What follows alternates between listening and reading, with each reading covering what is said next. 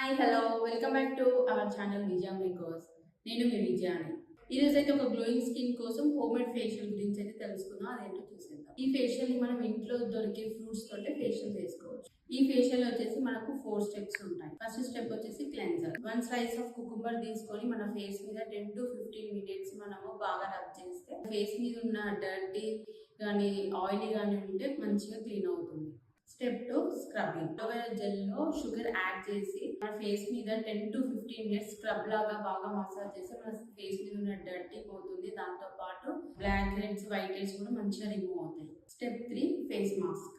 పపాయాని paste లాగా చేసుకొని దాన్ని మన ఫేస్ మాస్క్ లాగా అప్లై చేసుకొని ఆఫ్టర్ 20 మినిట్స్ ఫేస్ వాష్ చేసుకోవాలి. Step 4 toner.